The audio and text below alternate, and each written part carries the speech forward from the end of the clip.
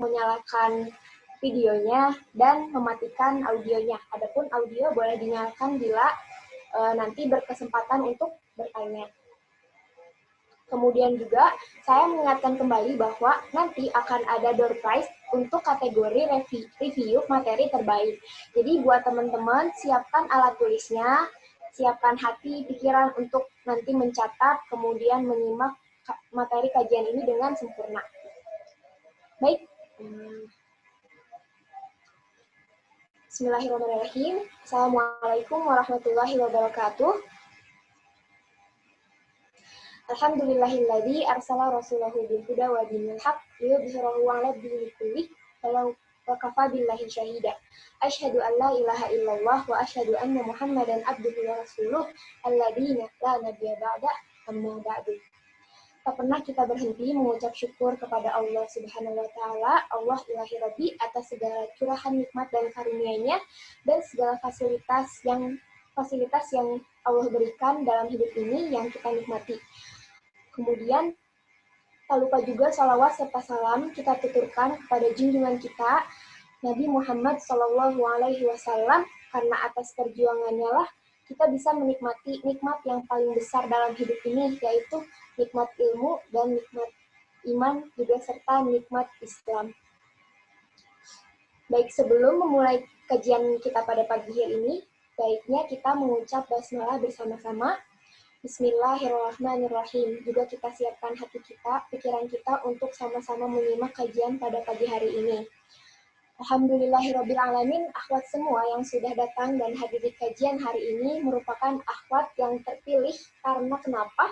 Dari sekian banyak akhwat atau orang yang membaca atau mendapatkan berita dari kajian ini, hanya akhwat semuanya lah yang hadir pada hari ini yang Allah ketuk hatinya sehingga ikut mendaftar dan akhirnya ikut hadir pada kajian hari ini. Nah, untuk memulai kajian ini baiknya kita sama-sama mendengarkan lantunan ayat suci Al-Quran yang insya Allah akan dilantunkan oleh saudari kita, Ukhti Resti. Kemudian sari tilawahnya akan dibacakan oleh Ukhti Nurul. Kepada Ukhti Resti dan Ukhti Nurul saya persilahkan.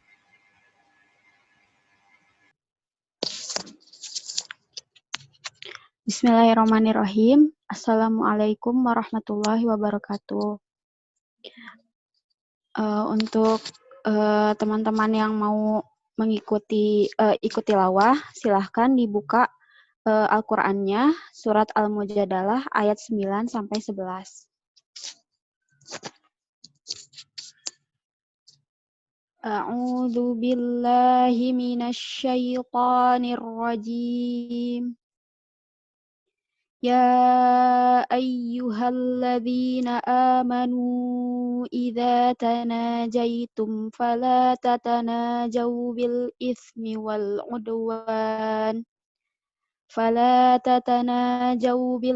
والعدوان ومعصية الرسول وتناجوا بالبر والتقوى واتقوا الله الذي إليه تحشرون إنما النجوى من الشيطان ليحزن الذين آمنوا وليس بضارهم شيئا إلا بإذن الله وعلى الله فليتوكل المؤمنون يا أيها الذين آمنوا إذا قيل لكم تفسحوا في المجالس فافسحوا يفسح الله لكم وإذا قيل انشروا فانشروا يرفع الله الذين آمنوا منكم والذين أوتوا العلم درجات والله بما تعملون خبير صدق الله العظيم.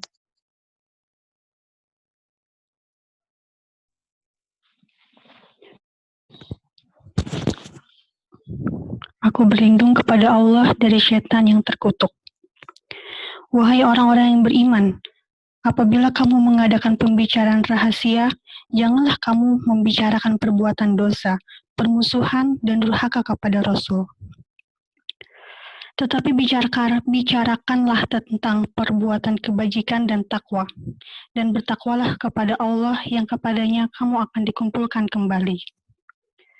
Sesungguhnya pembicaraan rahasia itu termasuk perbuatan setan, agar orang-orang yang beriman itu bersedih hati, sedang pembicaraan itu tidaklah memberi bencana sedikit pun kepada mereka, kecuali dengan izin Allah, dan kepada Allah hendaknya orang-orang yang beriman bertawakal. Wahai orang-orang yang beriman, apabila dikatakan kepadamu, berilah kelapangan di dalam majelis-majelis, maka lapangkanlah. Niscaya Allah akan memberi kelapangan untukmu. Dan apabila dikatakan, berdirilah kamu, maka berdirilah. Niscaya Allah akan mengangkat derajat orang-orang yang beriman di antaramu, dan orang-orang yang diberi ilmu beberapa derajat. Dan Allah Maha teliti apa yang kamu kerjakan. Maha benar Allah dengan segala firman-Nya.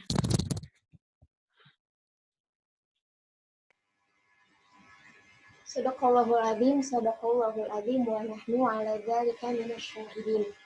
Alhamdulillahirabbil alamin. Mudah-mudahan pembacaan ayat suci Al-Qur'an bisa menambah keberkahan kajian kita pada hari ini. Nah,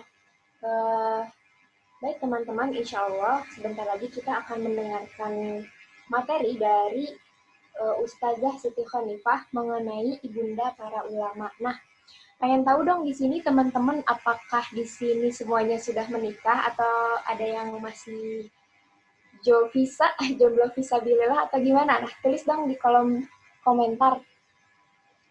Masih single kah atau sudah menikah? Belum nikah, wah, pas dulu. Menikah, belum teh, menikah, sudah. Alhamdulillah, sudah. Belum. Jovisa.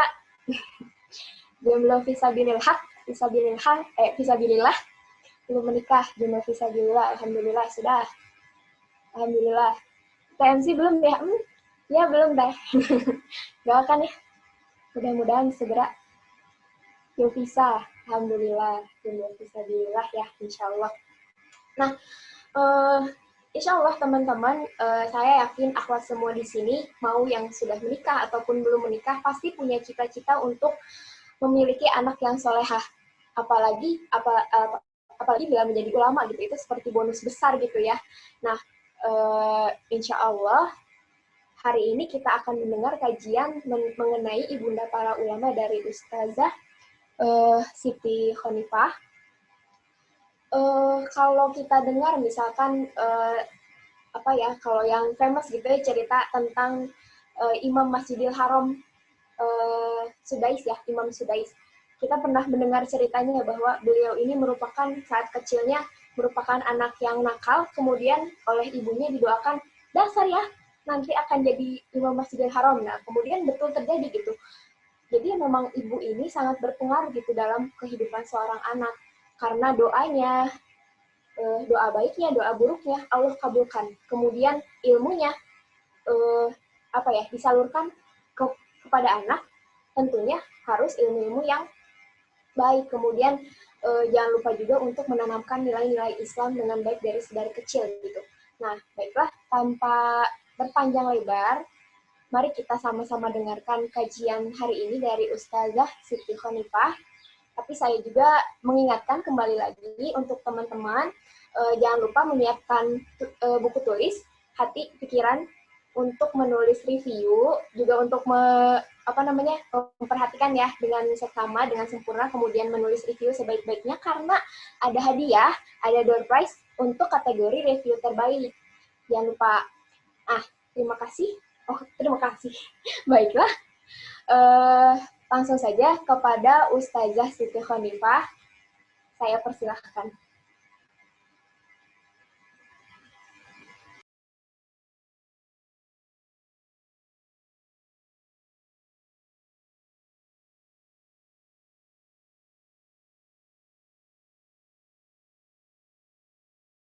Oke, cek. Kedengaran teh suara saya? Alhamdulillah jelas Ustazah. Assalamualaikum warahmatullahi wabarakatuh. Waalaikumsalam warahmatullahi wabarakatuh. Wa nasta'inuhu wa nastaghfiruh wa nastahdih wa na'udzu billahi min syururi anfusina wa sayyiati a'malina. May yahdihillahu fala mudilla lahu wa may yudlilhu fala hadiyalah. Asyhadu an la ilaha illallah wahdahu la syarika lah wa asyhadu anna Muhammadan abduhu wa rasuluhu la nabiyya wa la rasula ba'dah. Rabbi israh li sadri wa yassir li amri wahlul 'uqdatam min lisani yafqahu qawli. Rabbi zidni ilman warzuqni fahman. Allahumma 'allimna ma jahilna wanfa'na bima 'allamtana wa zidna ilman yanfa'una wa aslih lana sya'nana kullaha wa la takilna ila anfusina tarfata 'ain amma ba'd. Akhwat sekalian, a'azzani Allah wa iyyakum jami'an. Alhamdulillah, pada kesempatan pagi ini kita bisa walaupun mungkin jarak kita berjauh-jauhan ya, tapi alhamdulillah ini bagian dari hikmah yang tadi Teteh MC sampaikan dari pandemi ya. Walaupun kita berada di tempat yang berjauhan, berbeda-beda, tapi alhamdulillah kita bisa sharing ilmu, sharing pengetahuan. Mudah-mudahan ini menjadi pendekat kita kepada Allah Subhanahu wa taala. Mari sama-sama kita luruskan niat kita agar taklim atau kajian kita pada kesempatan kali ini Allah berikan keberkahan, Allah berikan pahala tentunya, dan ini menjadi jalan dalam berupaya kita mendekatkan kepada Allah Subhanahu wa taala, memperbaiki diri kita, memperbaiki keluarga kita, juga memperbaiki umat ini insyaallah taala. Baik, kita semua alhamdulillah di sini yang berkumpul di majelis ini adalah para akhwat sholihat, qanitat yang sama-sama kita sedang berproses untuk menjadi lebih baik dan terus lebih baik sampai akhirnya Allah Subhanahu wa taala menakdirkan kita untuk kembali kepadanya dengan keadaan terbaik tentunya. Dan tidak lupa juga kita sama-sama meluruskan niat kita ya, karena semua amal itu tidak akan ada gunanya, tidak akan ada pahalanya di sisi Allah Subhanahu wa taala kalau tidak disertai dengan niat yang ikhlas karena Allah Subhanahu wa taala. Jadi kita cek and recheck lagi niat kita sudah baik belum? Ya, sudah ikhlas karena Allah belum gitu ya. Kalau masih ada sedikit karena keinginan dunia dari taklim ini, maka sama-sama kita luruskan. Begitu juga dengan saya ya. Saya juga meluruskan niat tentunya agar apa yang disampaikan nantinya itu menjadi jalan hidayah. Yang saya sampaikan adalah semuanya dengan izin Allah Subhanahu wa taala, dengan sedikitnya ilmu yang saya punya dibagikan kepada para akhwat sekalian, baik yang sudah menikah ataupun belum. Kalau misalnya ditanya apakah saya sudah misalnya ya, ini kan mendidik dan menjadikan anak-anak menjadi ulama, tentu tidak ya, karena anak saya masih baru satu dan itu pun masih batita. Jadi Allahu a'lam apakah dia akan menjadi seorang ulama atau tidak, Allah yang maha tahu, tapi tentunya kita semua menginginkan generasi yang lahir dari rahim kita adalah generasi terbaik. Yang harus kita ingat dalam mendidik anak adalah bahwa kesolehan itu adalah hadiah dari Allah Subhanahu wa taala. Ya, para akhwat sekalian yang harus kita ingat bahwa apa tadi? Kesolehan itu adalah hadiah dari Allah Subhanahu wa taala, hibah ya. Hibah dari Allah Subhanahu wa taala yang Allah berikan kepada sesiapa yang Allah kehendaki. Begitu. Hanya untuk menjemput Ustazah, mohon maaf ini ada chat katanya suaranya mengecil, jadi kalau bisa mungkin mikrofonnya didekatkan ke teman-teman Ustazah. Tidak jelas gitu. Sudah ini deh, cek sudah jelas suaranya? Alhamdulillah. Ya. Kesolehan adalah hadiah dari Allah Subhanahu wa taala ya, yang Allah berikan, maksudnya kesolehan kepada anak ya, yang Allah berikan kepada sesiapa yang Allah kehendaki, kepada siapa yang Allah inginkan gitu ya. Jadi yang harus dicatat adalah kesolehan itu bukanlah upaya dari apa yang kita lakukan. Maksudnya kepada anak kita ya, kalau kita punya anak keturunan, jadi kesolehan itu adalah Allah yang memberikan. Gitu. Nah, upaya kita apa? Upaya kita adalah menghadirkan asbab-asbab agar Allah Subhanahu wa taala memilih kita sebagai orang yang layak untuk diberikan kesolehan tersebut. Begitu ya, Teh. Teh sekalian, para akhwat sekalian, gitu. Ini tuh ya, kita semua Masya Allah ya, Allah yang menggerakkan hati kita untuk bisa mendaftar di acara ini, gitu. Dan mudah-mudahan ini adalah bagian dari tadi terpilihnya kita sebagai orang tua yang akan dipilih menjadi ibunda dari anak-anak yang solih, apalagi ulama. Ya, kalau bicara solih itu kan berarti terkait dengan diri kita sendiri, solih. Nah, kalau sudah ulama, berarti dia haruslah muslih. Muslih itu berarti memperbaiki umat ini. Dia solih bagi dirinya sendiri. Kemudian juga harus muslih.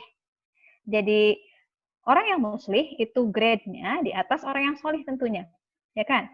Dari kata soluha, soluha itu artinya benar, betul gitu ya, baik. Jadi kalau solih, misalnya saya adalah orang yang solih, fulan adalah orang yang solih, fulanah adalah orang yang solih, dia baru solih untuk dirinya sendiri, benar. Ya, dia secara ibadahnya betul. Tapi kalau sudah muslih, artinya dia adalah orang yang memperbaiki umat ini. Ya, dia bukan hanya memperhatikan dirinya sendiri tentunya, berarti dia memperhatikan umat ini, gitu ya Teh. Nah, dan ulama yang kita harapkan adalah orang yang muslih, yang memperbaiki umat ini. Ya, ada ayat Al-Quran yang mengatakan innama yakhsyallaha min ibadihil ulama. Sesungguhnya ya, yakhsyallaha, innama yakhsyallaha, sesungguhnya orang-orang yang paling takut kepada Allah adalah min ibadihil ulama, yaitu di antara ibadihi, ibad itu jamak dari abdun, artinya adalah hamba. Adalah hamba-hambanya Allah yang ulama. Ulama itu sendiri artinya ya, kalau secara bahasa dari kata alim. Alim itu dari kata alima ya'lamu yang artinya mengetahui. Alima ya'lamu. Jamaknya, bentuk pluralnya adalah ulama. Jadi alim ulama gitu ya. Bentuk jamaknya itu ulama. Jadi kalau alim itu satu ya. Alim itu satu, kalau banyak itu ulama. Seperti itu. Nah, jadi kita kebayang ya ulama itu apa gitu. Kalau sekarang kan kita mudah ya menyematkan gelar ulama itu kepada siapapun gitu. Padahal tadi siapa yang dikatakan ulama itu? Innama yakhsyallaha min ibadihil ulama. Jadi yang paling takut dengan Allah adalah di antara hamba-hambanya yang alim. Jadi semakin alim, semakin berilmu, dia semakin takut gitu. Dia takut kalau dirinya akan Allah masukkan ke dalam nerakanya. Dia takut kalau umatnya ini berada dalam kemaksiatan kepada Allah. Dia takut kalau umat ini mengabaikan syariat Allah. Gitu ya Teh. Jadi semakin berilmu, semakin takut. Semakin berilmu, semakin takut. Ya, salah satu ciri ilmu itu bermanfaat adalah maksudnya ilmu itu berfaedah, membuat dirinya semakin takut kepada Allah Subhanahu wa taala. Sebelumnya mohon maaf ya Teh kalau ada suara-suara, ini ada anak sudah dititipkan si batitanya, tapi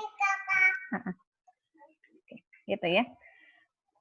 Gitu Teh pertama. Kenapa maksudnya alim? Jadi kita kebayang mungkin ya anak kita mau diproyeksikan seperti apa gitu.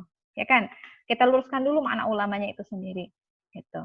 Termasuk setelah ikuti majelis ini, ya kita harapkan kita semakin takut kepada Allah Subhanahu wa taala, ya kan? Karena tujuan akhir atau akhir dari ilmu ya, itu menggerakkan kita agar takut kepada Allah Subhanahu wa taala. Kalau kita takut kepada Allah, artinya setiap amalan kita akan diperhitungkan oleh diri kita. Apakah ini diridhoi oleh Allah atau tidak? Apakah ini mendatangkan murka Allah atau tidak?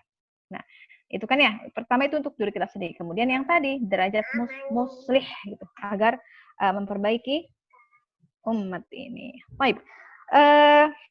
Sebelum kita ke pembahasan, sebenarnya saya awalnya lebih ingin menceritakan kisah para ibundanya. Tapi kan kita juga harus tahu ya bagaimana sifat-sifat mereka gitu ya. Jadi sebelum kita masuk ke kisah ibunda para ulamanya, kita sama-sama dulu diskusi atau membahas tentang sebenarnya sifat-sifat apa yang Allah sematkan kepada perempuan yang baik itu. Ya kan? Karena gini, tadi kita sudah bahas bahwa kesolehan adalah hadiah. Dan hadiah itu tidak diberikan cuma-cuma kan gitu ya. Gitu. Nah, artinya ada asbab-asbab yang harus kita hadirkan di dalam diri kita tentunya, kemudian dalam rumah tangga kita, dalam keluarga kita. Nah, Allah Subhanahu wa taala menyebutkan ya, mungkin nanti para akhwat sekalian bisa dilihat di surah An-Nisa ayat 34 ya. Ya. Potongannya begini, fas-salihatu qanitatun hafizatun lil ghaibi bima hafizallah. Ya. Jadi salih, perempuan yang Allah sebutkan ciri-cirinya baik, itu ada fasalihat, orang-orang yang salih, wanita yang salihah ialah yang taat kepada Allah ya. Qanitat. Qanitat itu artinya adalah yang taat. Kemudian hafizatun lil ghaibi bima hafizallah. Ya, kemudian apa? Yang menjaga dirinya ketika dalam keadaan apa ghaib. Lil ghaibi bima hafizallah adalah ketika suaminya tidak ada. Oleh karena itu Allah telah memelihara mereka. Jadi karena dia memelihara dirinya kan gitu ya. Kalau di ayat ini kan bunyi ayatnya gitu. Fasolihatu qanitatun hafizatun. Ini kalau kita bahas dalam bahasa Arab ada namanya isim fa'il ya. Jadi solihat. Kemudian qanitat. Kemudian hafizat. Hafizatin lil apa? Lil ghaibi. Jadi dia menjaga dirinya ya, kehormatan suaminya bima hafizallah. Nah, karena dia ada upaya untuk menjaga dirinya lah, maka hafizallah, maka Allah menjaganya. Begitu tuh. Ya. Fasolihatu qanitatun hafizatun lil ghaibi. Pertama hafizatun lil ghaibi karena dia punya proses yang tadi, maka bima hafizallah. Jadi Allah menjaganya. Jadi penjagaan Allah itu datang kepada si perempuan ini ketika dia berupaya menjaga dirinya dalam keadaan suaminya tidak ada maupun ada. Masya Allah ya. Jadi tadi penjagaannya itu datang karena kita menghadirkan asbab agar kita dijaga. Gitu ya. Jadi penjagaan itu tidak datang cuma-cuma juga tentunya. Ya, kita harus ada upaya, harus ada effort untuk mendapatkan penjagaan Allah Subhanahu wa taala. Ya kan? Karena tidak ada penjagaan di dunia ini yang lebih aman selain penjagaan dari Allah Subhanahu wa taala. Jadi selagi kita dalam penjagaan Allah, ya insya Allah gitu. Kita akan dalam keadaan baik. Kita dalam keadaan terbaik kalau kita dijaga oleh Allah Subhanahu wa taala. Gitu. Ya. Tapi cara kita mendapatkan penjagaannya adalah kita menghadirkan asbab-asbabnya. Dengan apa? Ya dengan upayanya tadi kita menjaga kehormatan kita, menjaga aurat kita. Itu sifat-sifat yang Allah sebutkan di dalam Al-Quran. Terus ada lagi di surah At-Tahrim. Asa rabbuhu, saya lupa ini di ayat 5 mungkin. Kalau akhwat ada yang bawa mushaf silahkan dibuka. Kalau saya salah bacanya silahkan dikoreksi ya. Asa rabbuhu in talaqakunna ayyubdilahu azwajan khairan minkunna. Gimana? Muslimatin, mu'minatin, taibatin, abidatin, saihatin lil ghaibi bima hafizallah. Ya, di sini ada muslimat. Jadi ini oke. Saya coba baca dulu ya ayatnya. Kita kupas satu-satu. Oke. Asa rabbuhu in talaqakunna ayyubdilahu azwajan khairan minkunna muslimatin mu'minatin qanitatin taibatin abidatin saihatin thayyibatin wa abkara. Ya. Asbabun nuzulnya dari surat ini adalah nanti tafadhol teman-teman cek ya. Ini adalah teguran pertama untuk Nabi SAW ketika para istri-istrinya membuat makar gitu ya, sehingga sampai Nabi mengharamkan madu, padahal kan madu halal. Kemudian saya bersumpah bahwa madu akan haram bagiku karena ada sebuah tragedi ya. Nanti teman-teman silahkan bisa baca. Kemudian ditegur oleh Allah Subhanahu wa taala dengan ayat At-Tahrim ini, di surah At-Tahrim ini. Kemudian kalau misalnya seandainya para istri-istri Nabi itu bukanlah wanita yang solihah gitu, tapi tidak mungkin karena semua yang menjadi istri Nabi adalah wanita-wanita terbaik. Katanya, kalau engkau wahai Muhammad menceraikan mereka gitu ya, istrinya, kalau ada hal-hal yang membuat Nabi itu menjadi melakukan keharaman tersebab istrinya itu kemudian diceraikan, maka kata Allah, maka Allah akan menggantikan azwajan, azwaj itu jamak dari zauj, artinya pasangan-pasangan, khairan min kunna. Ya, lebih baik daripada kalian wahai para istri-istri Nabi gitu ya, khairan min kunna. Ya. Pertama yang seperti apa? Muslimatin. Muslimat. Kemudian mu'minatin. mukmin tentunya yang berislam, yang beriman, qanitat, kemudian taat. Taat kepada siapa? Taat kepada Allah dan suaminya. Kemudian taibatin. Ya, taibat yang senantiasa bertobat. Jadi salah segera bertobat, salah segera bertobat. Kan gitu ya.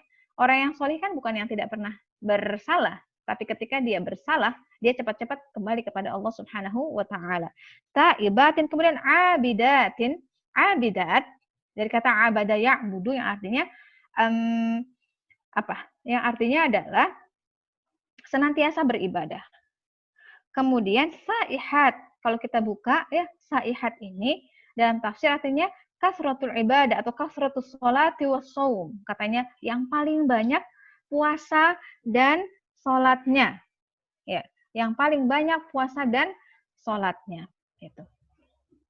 Jadi Masya Allah ya, pertama muslimat, kemudian mukminat, kemudian qanitat, taibatin, kemudian saihatin. Kemudian ada sayyibatin wa abkara. Kalau untuk sayyibat ini, jadi mungkin teman-teman pernah dengar ceritanya Maryam alaihissalam dengan Asyah bintu Muzahim. Ya, Asyah bintu Muzahim istrinya siapa, akhwat?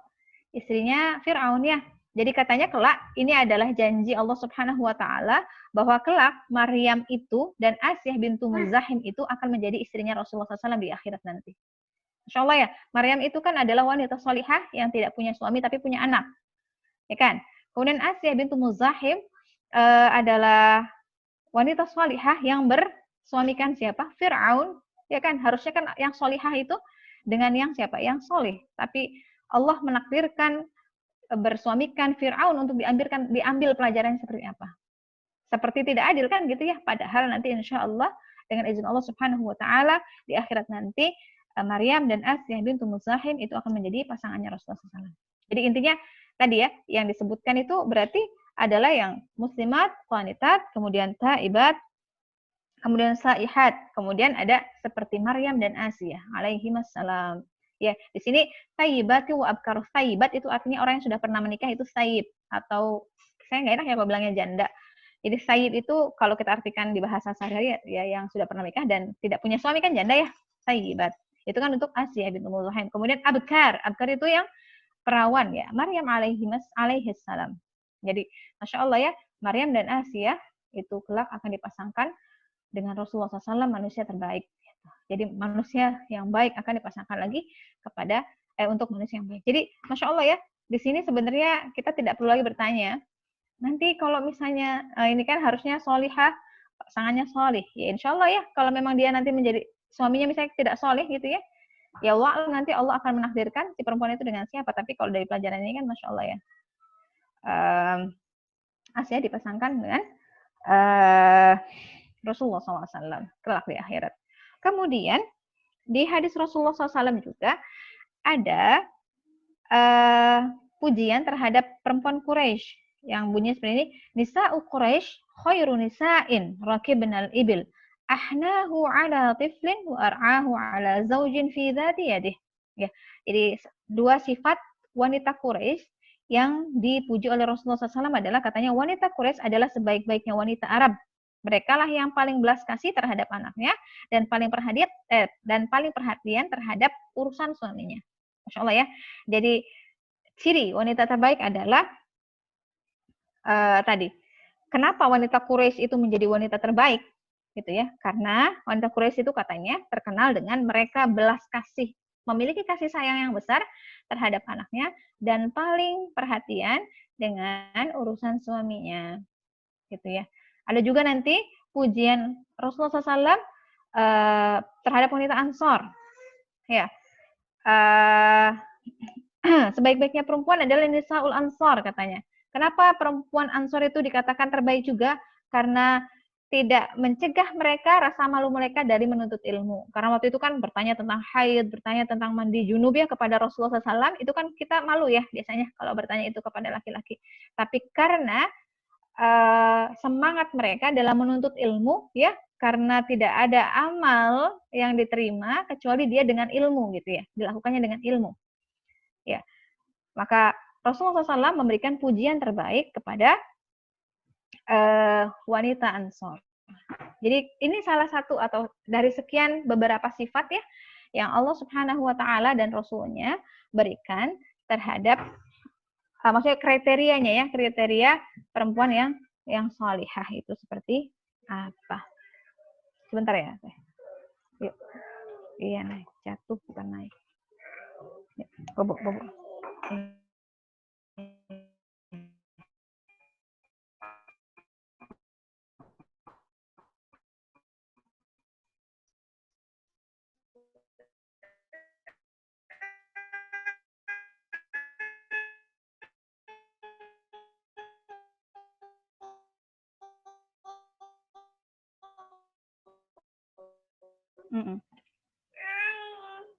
Gitu. Jadi sebaik-baiknya perempuan yang tadi ya, yang di hadisnya Rasulullah SAW.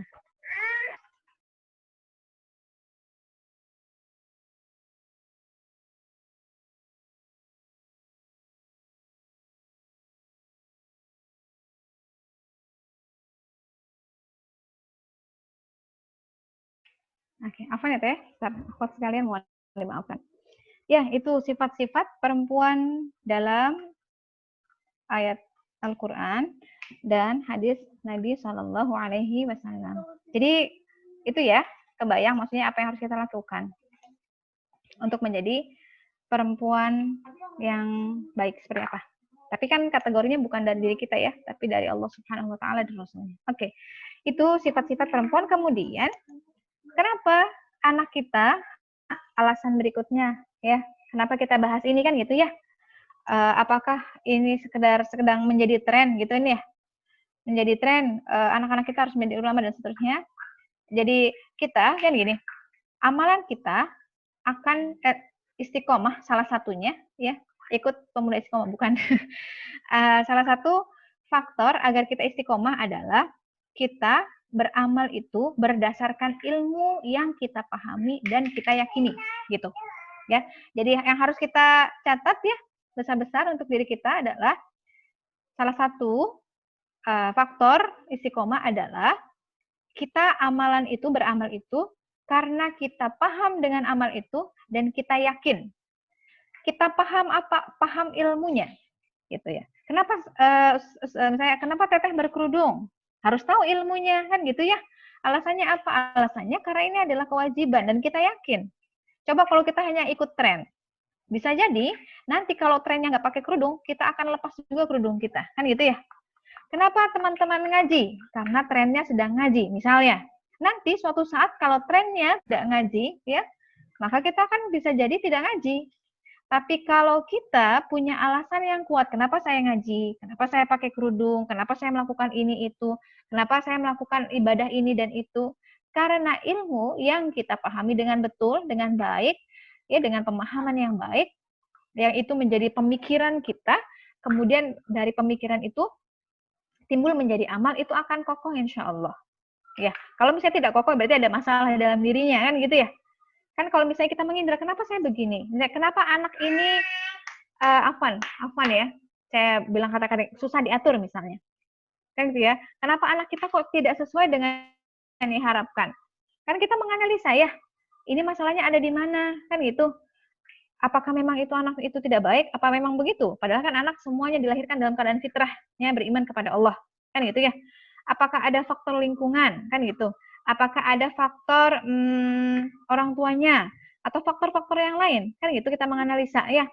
Kalau kita sudah menganalisa masalahnya di mana, kita akan mencarikan solusi yang kira-kira akan tepat sasaran kan gitu ya. Tapi kalau cuma mengira-kira kayaknya ini deh, kayaknya ini kan jadi trial and error ya. Nah, begitu juga dengan kita. Kenapa amalan kita tidak istiqomah? Kenapa kita tuh imannya naik turun? Berarti kan bisa jadi ada faktor masalah kan? Bisa dari lingkungannya, bisa dari apalagi orang terdekat kita, berarti lingkungan masih ya, suami kita, pasangan kita, bisa jadi misal gitu ya, atau bisa jadi itu faktornya ada dalam internal kita, ternyata kitanya yang nggak paham terhadap ilmu yang kita jalankan, kan gitu ya.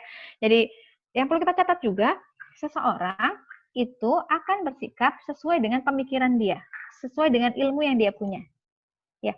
Jadi kalau ilmu yang kita dapatkan adalah ilmu yang baik ya, yang kita yakini, terus itu akan menghasilkan amal gitu. Yang itu yang insya Allah akan menjadi kuat. Jadi kita harus tahu dulu kenapa kita menginginkan anak kita menjadi seorang ulama. Ya, oke. Kita agak bahas lagi kayak yang tadi di awal bahwa ulama itu ya berasal dari kata alim, alima ya'lamu artinya mengetahui. Jadi ulama itu jamak dari alim artinya orang-orang yang mengetahui. Ya. Kemudian sifat ulama itu seperti apa? Ada dalam ayat Al-Qur'annya innama yakhsyallaha min ibadihil ulama adalah orang yang paling takut dengan Allah Subhanahu wa taala. Contohnya siapa ulama? Kan banyak ya kita melihat bagaimana Imam Asy-Syafi'i rahimahullah, Imam Ahmad dan yang lain-lainnya gitu ya. Nah gitu. Kenapa kita punya anak-anak seperti mereka? Ya. Pertama, yang kita harapkan kan anak kita bukan hanya solih untuk dirinya sendiri, tapi juga muslih. Ya. Muslih artinya yang memiliki yang memperbaiki umat ini. Ya kita mengindra ya kerusakan pada hari ini itu ada di mana-mana gitu. Ya kan? Kalau kita belum mengindra adanya kerusakan pada saat ini berarti kita bisa jadi bermasalah gitu ya. Atau kita masih berada di dalam zona yang mungkin di situ-situ aja sehingga kita tidak melihat kerusakan itu ada di mana-mana. Dan adanya kerusakan itu siapa yang akan memperbaiki? Ya Allah Subhanahu wa taala tentunya akan memperbaiki. Tapi kita ingin berandil menjadi orang yang memperbaiki umat ini. Ya salah satu yang kita lakukan adalah dengan memiliki anak-anak dan keturunan yang akan memperbaiki umat ini. Gitu. Keutamanya apa kalau kita punya anak yang solih? Ya kan? Padahal misalnya kebanyakan ibu-ibu pada saat ini ya, pada masa ini adalah misalnya ingin anak mereka menjadi ini itu gitu ya, yang memiliki hajat-hajat dunia. Kenapa kita tidak menjadikan anak kita misalnya menjadi seorang dokter lah atau apalah gitu ya? Kan gitu. Nah, gini. Teman-teman semua,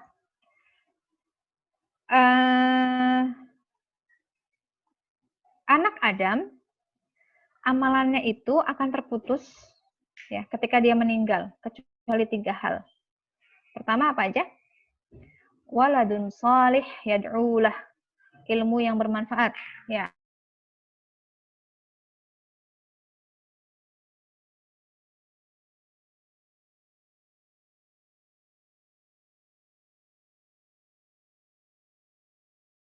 Ya hal ini. Kita punya ilmu, kita punya harta, ya kan? Kita punya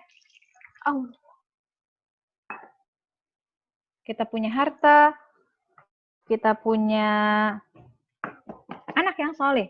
Tapi bagaimana kalau misalnya kita tidak punya tiga-tiga itu? Kita hanya berharap pada anak-anak kita yang soleh. Gitu.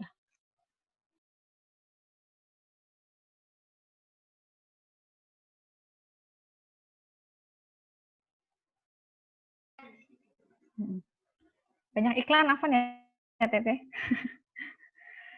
Gitu. Nah, kita inginnya ketika kita wafat nanti, amalan kita terus gitu ya, amalan kita itu terus mengalir, ya kan? Karena kita bisa jadi belum maksimal ketika hidup di dunia ini. Kita juga tidak yakin kita tuh hidup sampai kapan, ya kan? Bisa jadi hari ini kita ikut kajian, ya, jam ini kita ikut kajian, sejam kemudian Allah panggil kita, gitu kan ya. Bisa jadi hari ini kita masih hidup, kemudian besok harinya. Bisa jadi kita baru melahirkan, dan seterusnya. Bisa jadi anak-anak kita baru usia balita, kemudian Allah panggil kita, sehingga tidak ada yang meneruskan amal kita ya. Karena kan tadi ketika terputus amalnya, terputus roh kita, maka terputus juga amalan kita. Gitu. Nah, salah satu keutamaan kita memiliki anak soleh adalah tadi yad'ulah, mendoakan. Mendoakan kita ketika kita sudah Allah panggil. Tapi kalau anak kita menjadi ulama yang solih, yang takut kepada Allah, tentunya bukan hanya mendoakan para akhwat sekalian, tapi dia ada ilmu yang dia dedikasikan kepada umat ini, yang tentunya pahalanya akan terus mengalir kepada kita semua. Bayangkan misalnya Ibunda Imam Asy-Syafi'i rahimahullahu taala, ya, dari sekian karyanya, gitu ya. Dari sekian banyak karyanya, tentunya ada ibunya kan, yang mendidik Imam Asy-Syafi'i kecil agar dia menjadi seorang ahli ilmu, menjadi seorang ulama, yang ilmunya itu diambil atau diambil manfaatnya di seluruh kaum muslimin di muka bumi ini. dari abad keberapa gitu kan ya. Jadi betapa banyak pahala yang mengalir sampai Imam Asy-Syafi'i, dan tentunya itu akan mengalir juga kepada ibundanya. Masya Allah ya. Karena Imam Asy-Syafi'i rahimahullah tidak terbentuk begitu saja gitu ya. Tapi ada ibunya yang Imam Asy-Syafi'i rahimahullah itu adalah seorang anak yatim kecil ya, yatim. Dia lahir di Palestina kan. Kemudian ibundanya yang gigih ini ya merelakan dia atau mengumpulkan uangnya, kemudian menitipkan Imam Asy-Syafi'i kepada kafilah dagang agar sampai ke Madinah. Di Madinah itu ada Imam Malik rahimahullahu taala. Kemudian Imam Asy-Syafi'i rahimahullah itu mengambil ilmu dari Imam Malik rahimahullah. Kan gitu ya. Berarti kan ada seorang ibu di balik kesuksesannya Imam Asy-Syafi'i. Berarti betapa banyak pahala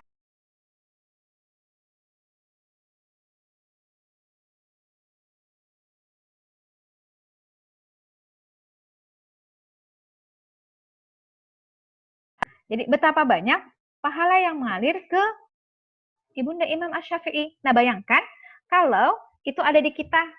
Ya. Contohnya misalnya gini. Yang menemukan gaya gravitasi bumi siapa? Isaac Newton bukan? Bisa salah, nanti koreksi ya. Ambillah Isaac Newton misalnya. Bukan, siapa? Oh iya, siapa teh? Ya kira-kira itulah si fulan ilmuwan itu ya. Seandainya dia muslim, betapa banyak kan pahala yang diambil oleh ibundanya. Tapi dia bukan muslim sayangnya kan gitu ya. Iya tidak?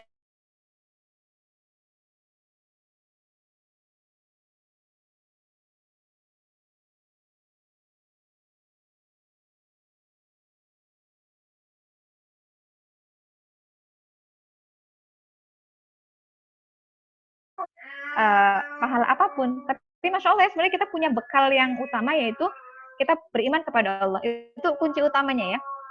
Tadi mu'minatin.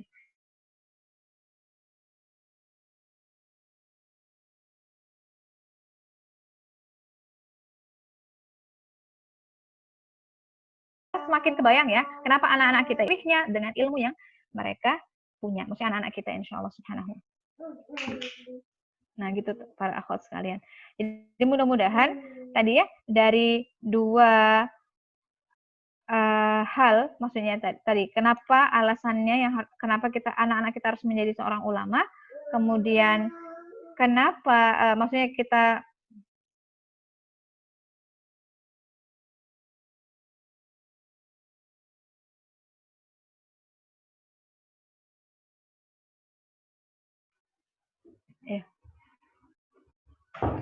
gitu. Ya itu akhwat sekalian. Mohon maaf ya banyak iklan. Nah, Masya Allah ya. Jadi mudah-mudahan ini membuat kita semakin yakin kenapa kita harus memiliki anak ulama itu ini. Oke. Nah, selanjutnya bismillah, kita mulai dari sahabat Anas bin Malik radhiyallahu anhu. Ulama bukan, dia dari kalangan sahabat ya. Jadi Anas bin Malik itu sahabat Rasulullah Shallallahu Alaihi Wasallam. Kita kesannya gini ya, ketika membahas ulama itu sahabat bukan ulama gitu. Padahal Masya Allah mereka adalah orang-orang syahidut tanzil. Syahidut tanzil maksudnya adalah orang-orang yang menyaksikan wahyu itu diturunkan.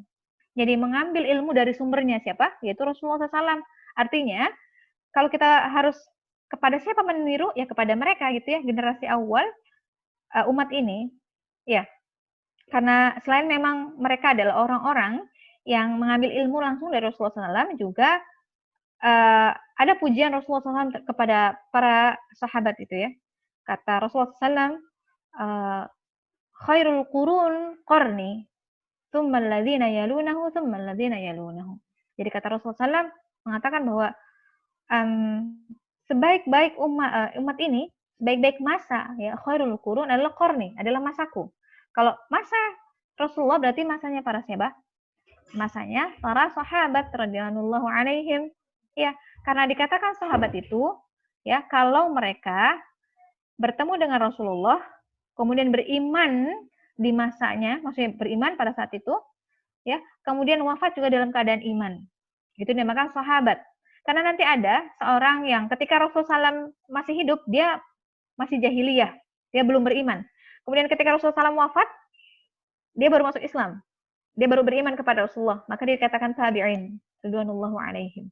Berarti dia kan ini ya, tidak dikatakan khairul qurun, tidak termasuk yang khairul qurun ini, karena khairul qurun itu disematkan untuk para sahabat ridwanullahu alaihim. Nah, jadi kita pertama yang kita ambil adalah mereka dulu ya, ibunya para sahabat ridwanullahu alaihim. Ada Anas bin Malik ya. Anas bin Malik ini Masya Allah anaknya siapa?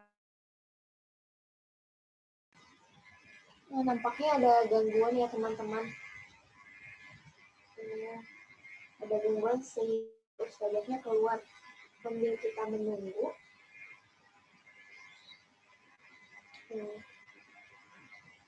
Tidak lupa saya mengingatkan bahwa akan ada device untuk review terbaik. Jadi teman-teman di sini mungkin yang tadi belum mendengar pengumumannya, mohon untuk menulis review sebaik mungkin. Perhatian dulu. Sudah Alhamdulillah masuk lagi. Iya. Tiba-tiba koneksi terputus, maaf ya Teh. Ya, silakan. Ini salah satu kajian online tuh serunya gini ya. Tiba-tiba menghilang, kemudian ada lagi. Kadang-kadang hilang lagi. Ya, afwan. Semoga ini tidak mengurangi kekhusyuan kita ya untuk ikut kajian. Tapi ya dari pandemi itu ada hal-hal yang mungkin membuat kita bersabar. Terus ada juga tentunya hikmah di balik itu ya. Ini kan jadi Masya Allah ya. Kalau salah satunya ya teman-teman entah ada di mana, saya ada di mana. Wah. Tapi kita bisa bermuajahah ya. Bisa bermuajahah online.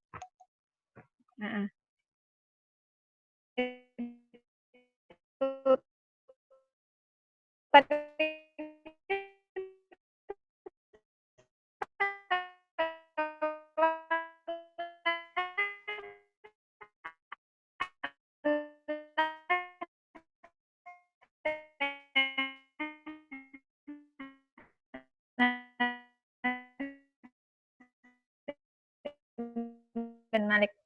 Ya, Anas bin Malik itu ke Madinah, usia beliau 8 tahun. Kira bisa apa? Iya nggak? Mandi masih. Apa? Ya. Nah, Anas bin Malik ini adalah putra dari Ummu Sulaim radhiyallahu anha. Ya, Anas bin Malik itu adalah salah seorang dari 7 sahabat yang paling banyak meriwayatkan Al-Quran, sekitar 2.200 sekian. Ada yang hafal sekian hadis seperti Anas bin Malik?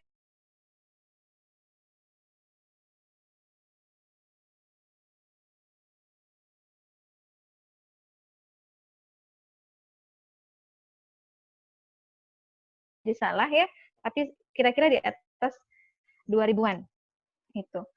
Anas bin Malik ini diantarkan oleh ibunya Ummu Sulaim sebagai hadiah untuk Rasulullah Shallallahu Alaihi Wasallam. Jadi pada saat itu Masya Allah ya, ketika Rasulullah SAW sampai di Madinah, itu semua para kaum muslimin di Madinah itu berlomba-lomba untuk memberikan apa yang dia punya, ya kan? Apapun yang dia punya dia berikan kepada Rasulullah, kepada para muhajirin.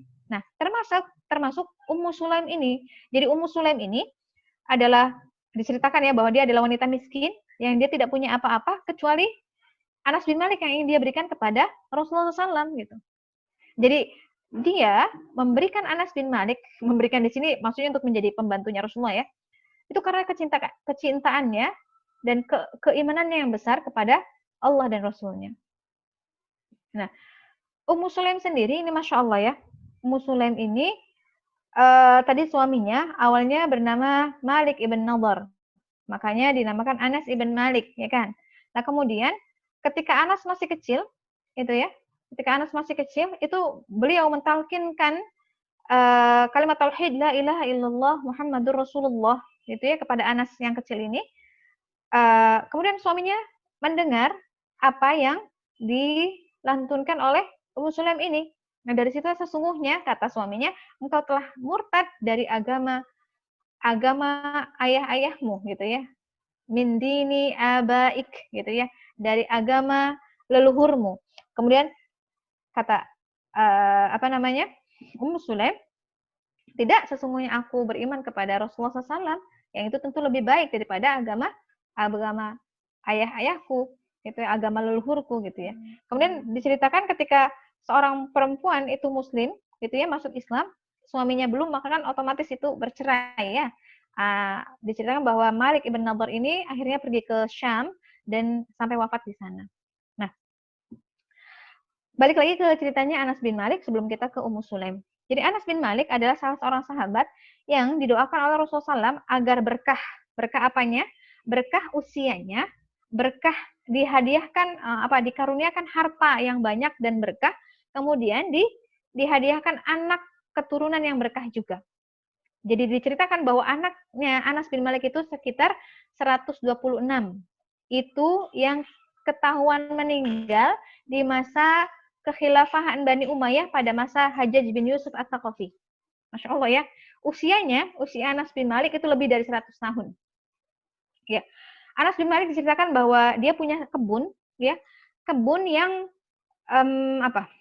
kebun yang kalau pada masa itu kebun orang lain itu panen hanya sekali dalam 1 tahun, maka kebun Anas bin Malik itu bisa panen 2 kali dalam setahun. Jadi karena tadi ya didoakan keberkahan oleh Rasulullah SAW.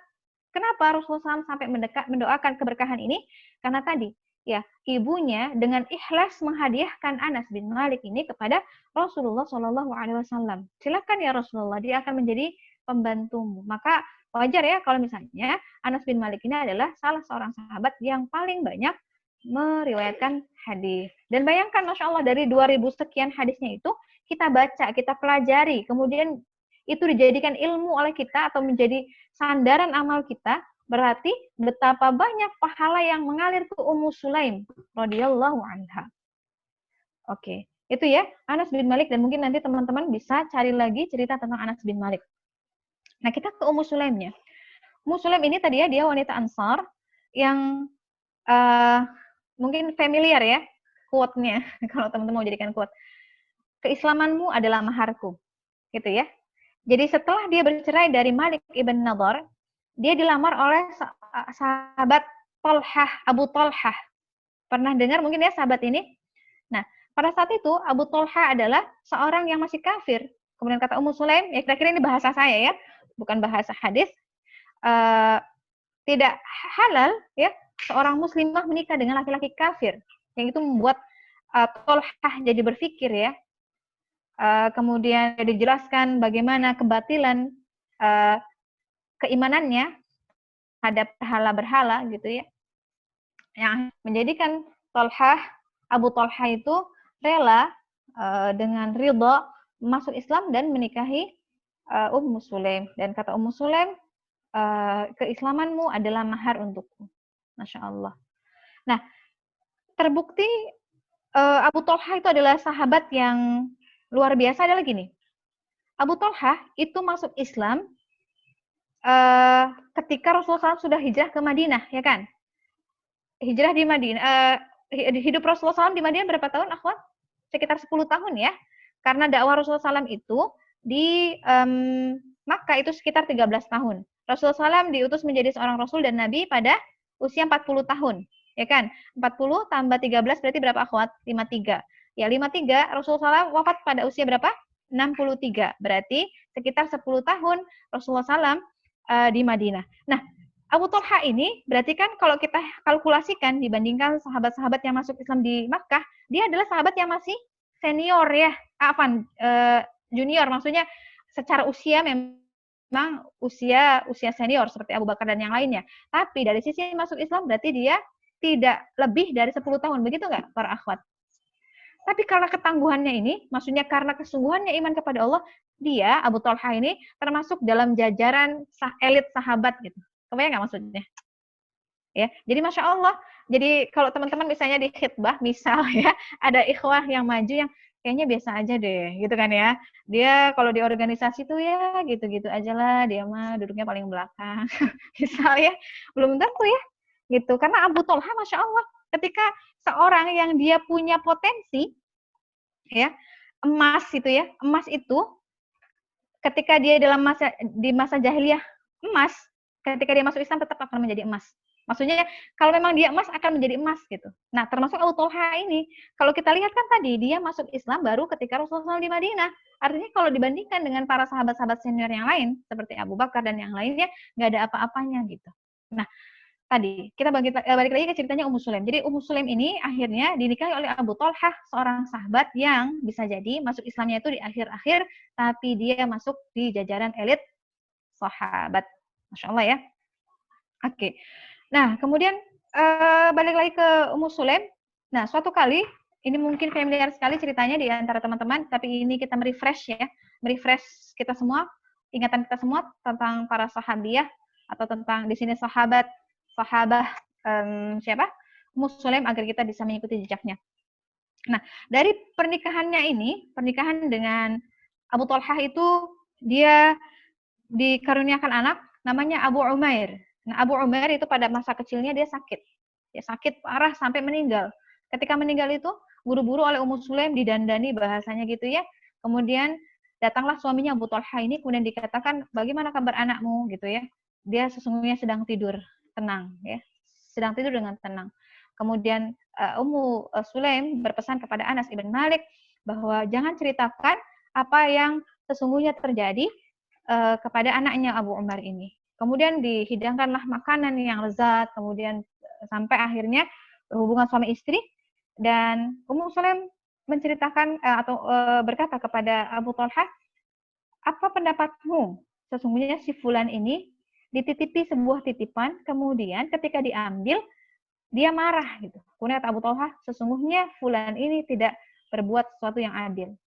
Kemudian baru diceritakan bahwa anakmu Abu Umar telah meninggal sehingga dia adalah titipan Allah dan seterusnya. Keesokan harinya Abu Thalha sebenarnya ingin marah kepada Ummu Sulaim karena tidak langsung mengatakan tentang wafatnya anaknya. Kemudian kata Rasulullah SAW, sesungguhnya tadi malam engkau diberkahi.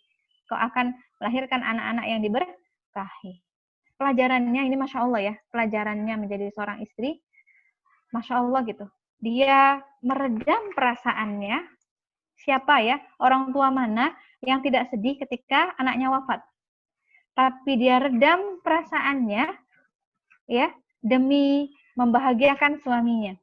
Ini ya rasanya kalau saya berpikir ini ada di puncak kedewasaan. Begitu tidak para akhwat? Ya kan? Kan kita bertambah usia pasti, tapi apakah kita pasti dewasa? Belum tentu. Tapi Masya Allah, Ummu Sulaim ini ada di puncak kedewasaan seorang wanita. Ya, di mana seorang perempuan itu kan terkenal dengan perasaannya ya.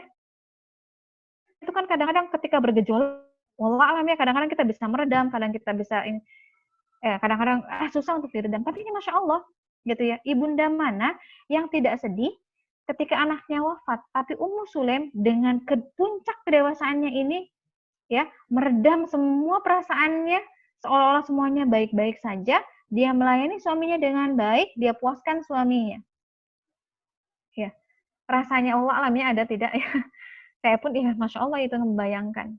Kadang-kadang kita pun ketika ada masalah sedikit saja gitu ya, kita sering apa bahasanya, labil gitu ya, mak-mak labil misalnya gitu. Tapi ini Masya Allah, Ummu Sulaim itu berada di puncak kedewasaannya, gitu. Jadi tadi ya berarti untuk melahirkan seorang anak dari kita, apakah kita sudah berada dalam kedewasaan atau tidak? Semua orang bisa menikah di usia berapa saja, tapi tidak semua orang dia dewasa. Ya kan? Dan tentunya kedewasaan ini adalah kedewasaan yang didorong dengan keimanannya. Ya kan? Masya Allah ya. Sabar ya, terkenal dengan sabar, pemberani. Pemberani itu, dia di perang Uhud, diceritakan bahwa Ummu Sulaim itu termasuk salah seorang sahabiah yang dia ikut berperang dengan membawa pisau. Begitu juga di perang Hunain. Ya, perang Hunain itu, Masya Allah, kalau kita cerita perang Hunain itu terjadi setelah Fathu Makkah. Kondisinya begini, di perang Hunain itu.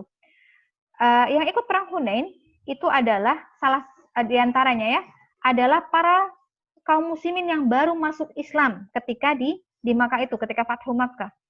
Nah, pada saat itu di lembah Hunain, Rasulullah SAW sampai di lembah Hunain itu sebelum fajar, sebelum subuh, artinya masih gelap ya.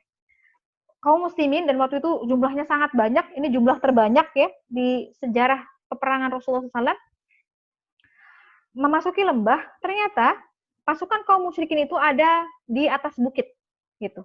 Jadi ketika masuk ke lembah Hunain, kaum musyrikin itu menjatuhkan anak panahnya ke lembah.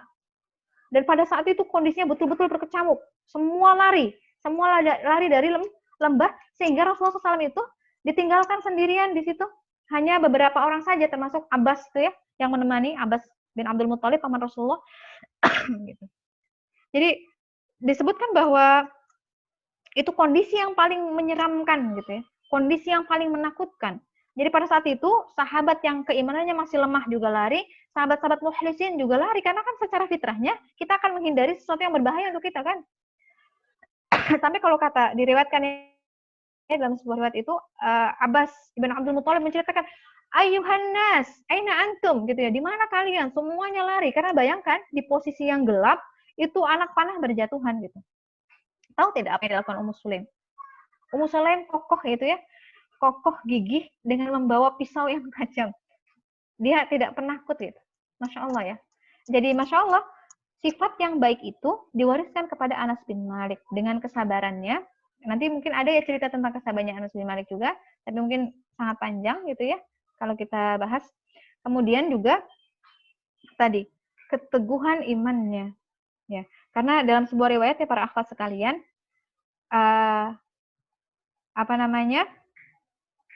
sifat itu besar, maksudnya seorang ibu itu akan mewariskan sifatnya kepada anaknya, jelas ya, termasuk ibu yang menyusuinya. Jadi air susu itu akan mewariskan sifat kepada anak-anaknya. Jadi mungkin makanya Rasulullah SAW itu kan mewanti-wanti ya untuk tidak menyusukan anak-anak kita kepada orang yang sembarangan, karena air susu itu mewariskan sifat. Jadi wajar gitu ya kalau seandainya Imam Malik itu memiliki sifat yang Masya Allah ya, karena dia lahir dari ibunda yang luar biasa juga gitu. Ya tadi dari keberaniannya, dari kesabarannya, juga dari kedewasaannya. Itu ya satu dari Ummu Sulaim. Masya Allah. Ummu Sulaim ini ada saudaranya pernah, saudaranya itu syahid ya.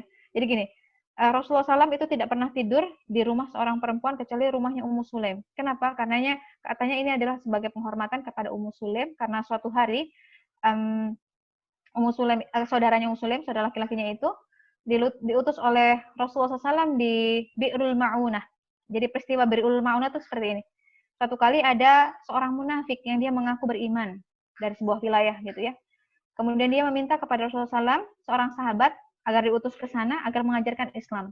Salah satu yang diutusnya adalah saudaranya Ummu Sulaim ini. Saya lupa namanya, Ibn Milham siapa gitu ya. Ternyata ketika sampai di Bi'rul Ma'unah tuh kayak jalan akan menuju ke daerah tadi yang katanya ada orang masuk Islam tadi untuk diajarkan. Nah ternyata tadi yang bilang bahwa ya Rasulullah, ada sebuah wilayah dia masuk Islam, semuanya penduduknya, dan ingin sahabat-sahabat engkau mengajarkan, tadi ternyata itu hanya tipuan gitu. Jadi di peristiwa Bi'rul Ma'unah itu ada banyak sahabat yang terbunuh. Jadi dia diutus sebenarnya untuk mengajarkan Islam, tapi ternyata itu hanya tipuan. Nah salah satunya adalah saudaranya Ummu Sulaim. Jadi karena apa ya, kasihan, bukan kasihan ya bahasanya, itu sebagai penghormatan terhadap Ummu Sulaim karena saudaranya itu syahid ketika diutus ke Bi'rul Ma'unah. Itu para akhwat sekalian ya. Jadi Masya Allah, sifat yang diajarkan oleh Ummu Sulaim tentang kedewasaan itu ya, kedewasaan, kemudian tidak ada yang menjadi ukuran bagi Ummu Sulaim kecuali keimanan. Ya, tadi Abu Talha yang dilihat adalah keimanannya. Kalau dilihat kan berarti dia baru masuk Islam. Dia masuk Islamnya lebih dulu Ummu Sulaim, tapi ketika itu menjadi apa ya maksudnya? Jadi menikahnya itu bukan karena sekedar apa ya, kalau sekarang mungkin cinta dan seterusnya, tapi yang menjadi pertimbangan Ummu Sulaim menerima Abu Talha adalah keimanannya. Dan terbukti ya, Abu Talha itu termasuk ke jajaran elit para sahabat, walaupun dia masuknya di akhir-akhir Islam. Masuknya di akhir Islam itu di Madinah ya, bukan dari awal. Itu.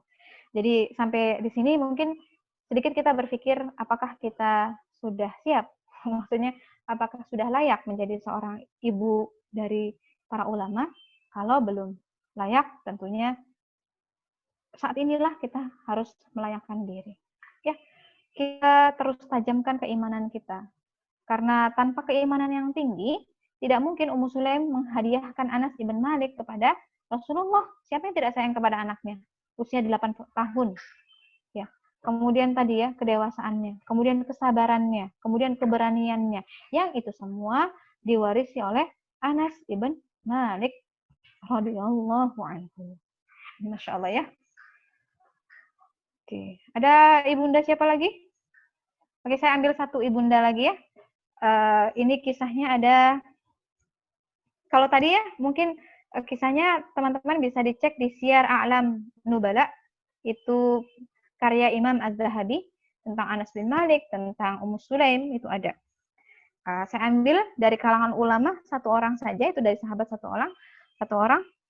Yang satu orang lagi dari ibunda Imam Bukhari rahimahullahu ta'ala. Imam Bukhari, kitabnya yang terkenal apa, para akhwat? Sahih Bukhari. Ashahul kitab ba'dal Quran. Disebutkan bahwa itu adalah kitab yang paling setelah Al-Quran. Rujukannya kaum muslimin. Masya Allah. Nah, diceritakan bahwa Imam Bukhari ini lahir dalam keadaan buta. Ya, kemudian karena kegigihannya dan keyakinannya kepada Allah, ibundanya ini selalu berdoa kepada Allah Subhanahu wa Ta'ala. Berdoa dan terus berdoa sampai akhirnya dia bermimpi bahwa Imam Bukhari bisa melihat, gitu ya.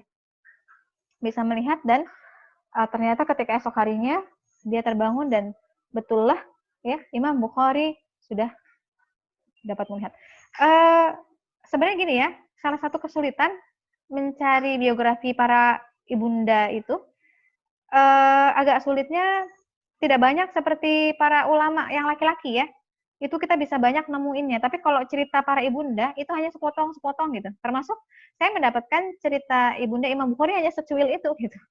Intinya di situ kita ambil kegigihannya. Kemudian kalau Anas bin Malik kan dari para sahabat ya, itu ada. Nanti ada lagi, jadi hanya sepotong-sepotong saja.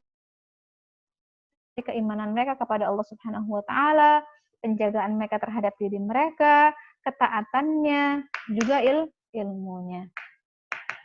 Ya, itu saja mungkin. Nanti selanjutnya mungkin akan kita perluas di sesi tanya jawab ya Teh ya.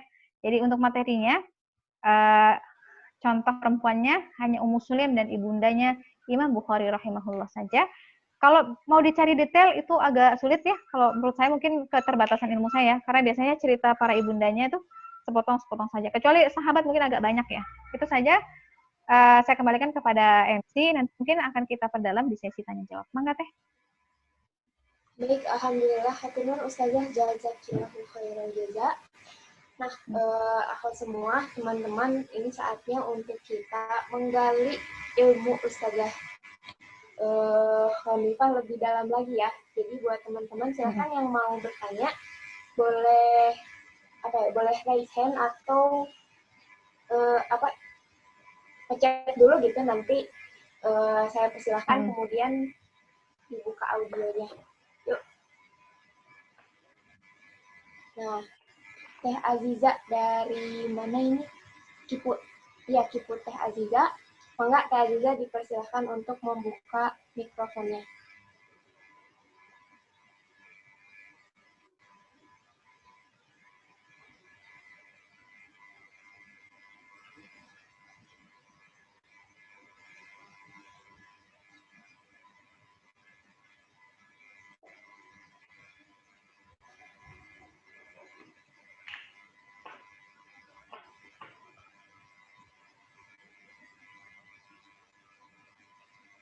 Belum kebuka ya Teh? Ada kesulitan kah atau gimana Teh Aziza?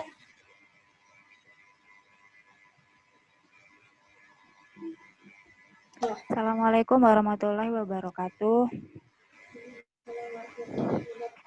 Jazakillah khair Ustazah Hanifah atas ilmunya pada hari ini gitu. Nah, yang ingin saya tanyakan tuh sebenarnya ada 2 pertanyaan gitu. Nah, yang pertama itu pada hari ini kan fenomenanya banyak wanita ibu gitu, seorang ibu itu yang akhirnya bekerja gitu di luar rumah kayak gitu, baik dalam keinginan sendiri ataupun karena terpaksa gitu kan. Nah, akhirnya nggak memiliki waktu untuk anaknya untuk mendidik gitu kan Ustazah gitu.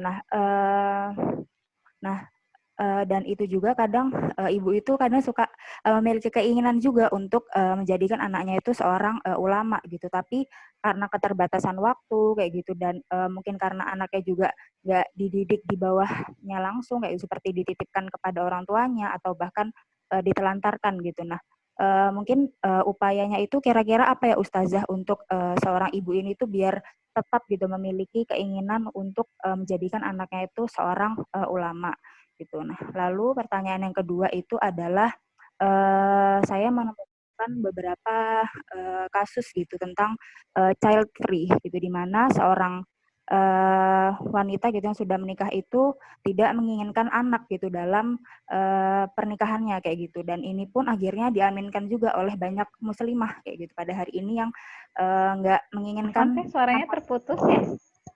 Oh, suaranya terputus. Katanya putus-putus. Enggak terputus tapi putus-putus. Oh, Yang kedua, pertanyaan kedua, maaf. iya, Apa hari sayanya ini ya koneksinya? tentang fenomena child free ini, di mana banyak wanita yang sudah menikah tapi tidak menginginkan anak gitu di dalam keluarganya kayak gitu, dan ini juga banyak apa ya diikuti gitu oleh para muslimah kita kayak gitu, jadi pada nggak pingin punya anak gitu. Nah, menurut Ustazah sendiri menanggapi fenomena itu gimana Ustazah? Jazakillah khairan.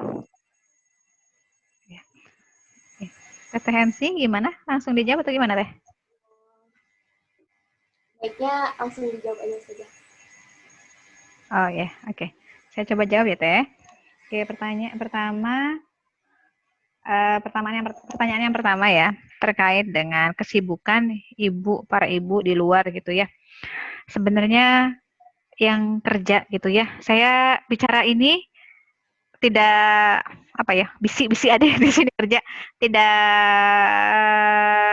berniat untuk menyinggung pihak manapun ya. Tapi begini, pertama kita harus tahu alasan kita kerja apa gitu.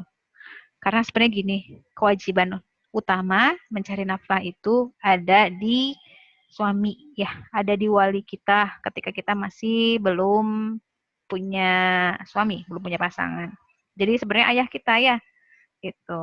Tapi kan banyak masalah ya. Sebenarnya sekarang tuh permasalahan umat ini kompleks sekali. Gitu ya, dari mulai ayah yang misalnya tidak sadar dengan kewajibannya, ada yang begitu. Ada yang memang Masya Allah gitu ya, sudah berupaya betul-betul, tapi ternyata tetap gitu ya, si anak misalnya harus membantu juga mencari nafkah ya, sehingga masa muda dia habiskan untuk terus mencari nafkah gitu ya, untuk menghidupi dirinya, untuk membantu keluarganya yang seharusnya tadi kan dia disiapkan menjadi wanita yang akan menyiapkan generasi ini gitu ya. Nah, karena banyak keluar untuk mencari nafkah, jadinya dia ya mencari ilmunya tuh anytime gitu ya, kapan aja gitu ya, sisa-sisa waktu pas udah capek, jadinya kan gak maksimal. Jadilah para ibu-ibu misalnya yang kurang ilmu kayak saya misalnya gini. Bisa jadi karena gaya hidup gitu ya, gaya hidup, pengen begini, pengen gitu, ya ada tas, setiap ada tas baru pengennya ya yang baru gitu ya, ada handphone model baru, nah handphonenya pengen tuh selalu baru, update setiap bulan misalnya. Apalagi sekarang misalnya, salah satu tantangan para muslimah yang baru berhijrah adalah gamisnya ya, ada terus gitu modelnya, ya semua, nggak ada yang nggak pengen, mesti pengen, gitu kan ya. Jadi gimana caranya untuk memenuhi bukan kebutuhan ya, gaya hidupnya, akhirnya dia harus bekerja ekstra. Yang akhirnya dari situ dia lupa menuntut ilmu. Jadi banyak masalah memang yang hadapi umat ini. Baik itu skalanya individu ataupun itu skalanya adalah umat gitu. Gitu. Atau misalnya dia sudah menikah tapi qadarullah misalnya dia adalah seorang ibu yang menghidupi anaknya sendiri. Entah karena bercerai lah, entah karena suaminya sudah tidak ada, Allah ambillah, kan gitu ya. Seharusnya kan memang tetap walaupun dia apa tadi ya sudah berpisah dan seterusnya, dia tetap tidak berkewajiban untuk mencari nafkah gitu. Nah, jadi banyak permasalahan. Nah, kita misalnya yang sekarang masih bekerja itu masalahnya ada di mana gitu ya. Apakah kita sampai bekerja ekstra gitu ya, apakah memang ada di kebutuhan atau di gaya hidup gitu ya. Karena banyak ya, bukan banyak, saya ada beberapa ibu-ibu yang bertanya ke saya terkait dengan permasalahan anak-anaknya, kemudian kenapa kerja, karena saya single parent gitu. Ya itu kan ya beda lagi masalahnya ya. Nah itu yang harus kita cermati lagi, kenapa kita bekerja kan gitu. Nah yang harus kita ingat adalah kewajiban mencari nafkah itu bukan ada di istri, tapi kebutuhannya. Nah, kebutuhannya banyak sekali gitu ya. Butuh atau keinginan gitu. Atau sekedar keinginan saja. Kadang-kadang kita seperti dikondisikan bahwa semua yang kita inginkan adalah kebutuhan. Kan gitu ya. Padahal itu cuma keinginan saja. Artinya kalau keinginan itu kan tidak harus dipenuhi. Karena bisa jadi itu tidak berfaedah gitu ya. Kayak kemarin lucu ya. Flash sale akhir tahun ya. Ada temen yang candaannya itu pasang alarm biar nggak ketinggalan flash sale. Akhirnya apa, dia membeli barang yang dia tidak butuhkan. Kalau dia membeli barang yang tidak membutuhkan, artinya tetap dia keluar uang kan, tapi kan dia nggak butuh, yang bisa jadi barang itu jadi tidak berfaedah untuk dia gitu, nggak ada manfaatnya sama sekali, nggak dipakai. Nah gitu. Kadang kita itu tidak bisa membedakan mana yang kebutuhan, mana yang keinginan, yang mana itu harus mendorong kita terus untuk bekerja, padahal kita punya kewajiban yang tadi. Kalau kita belum punya anak, kita punya kewajiban mengilmui diri. Apalagi kalau kita sudah punya anak, kita mengilmui diri kita kemudian mengilmui juga anak-anak kita, kan gitu ya. Nah gitu. Jadi sebenarnya kondisinya ini, permasalahannya itu sangat-sangat kompleks ya, baik di tataran individu ataupun di tataran negara gitu. Yang seharusnya misalnya kita itu dijamin oleh negara, kenapa kita tuh kebutuhannya jadi banyak gitu ya. Ternyata ya Masya Allah, kesehatan, pendidikan, keamanan, semuanya itu ditanggung oleh individu yang seharusnya itu sebenarnya tugas negara. Kita jadi apa ya, ngos-ngosan untuk memenuhi itu semua. Kalau misalnya tinggal di komplek ya, bayar keamanannya sekian, bayar kebersihannya sekian, diakumulasikan ternyata untuk yang perintilan kayak itu aja misalnya 500.000, belum dan yang lain-lainnya kan gitu ya. Nah berarti sebenarnya memang ada masalah, bukan hanya di tataran individu tentunya ya teh ya, tapi di mana umat ini tidak lagi diatur dengan syariatnya Allah Subhanahu wa taala. Jadi semuanya bermasalah.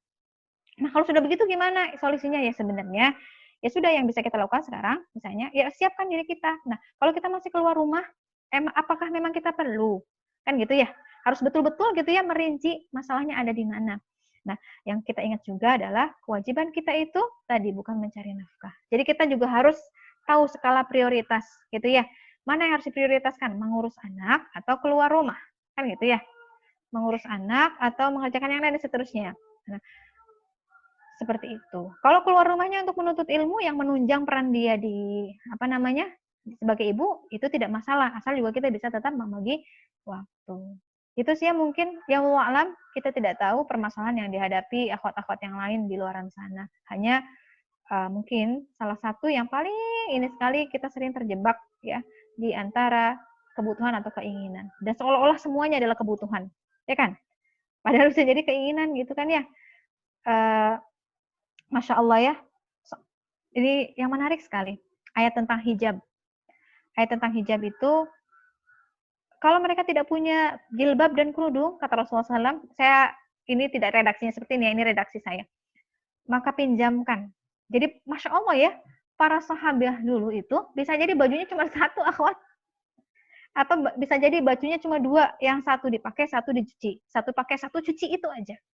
Masya Allah ya. Bahkan ada sahabat yang begini. Mungkin ini ceritanya familiar ya. Nanti ingatkan saya kalau itu ya, suka lupa kalau udah ngomong kemana-mana. Jadi gini, suatu kali ada seorang perempuan datang kepada Rasulullah SAW, kemudian minta dinikahi.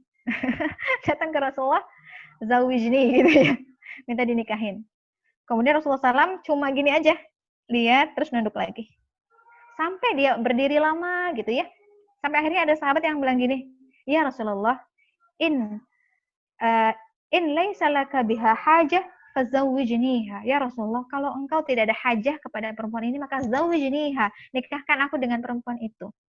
Kata Rasulullah SAW gini, punya mahar gitu ya. Tidak ya Rasulullah.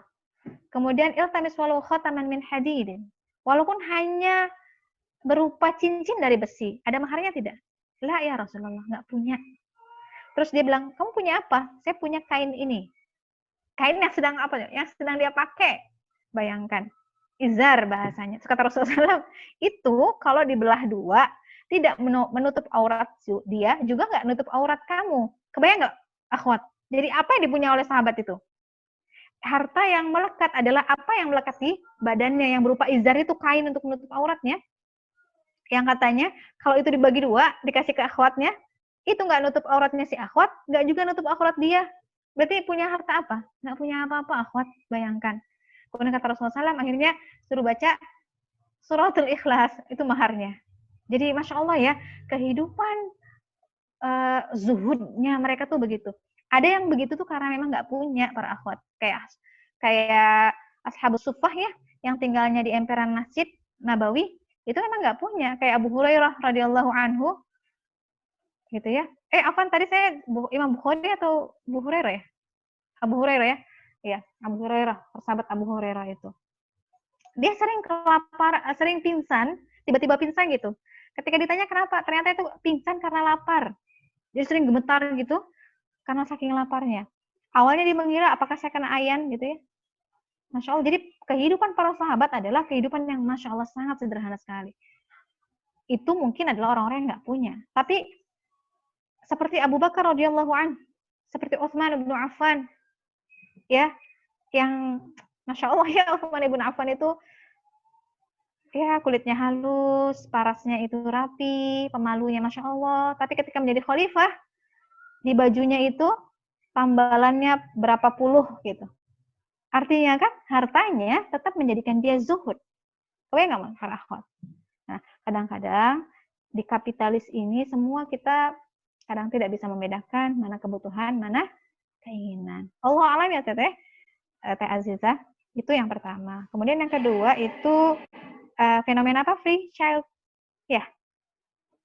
Itu yang tidak ingin punya anak. Jadi pengen nikah tapi nggak pengen punya anak gitu ya Teh ya?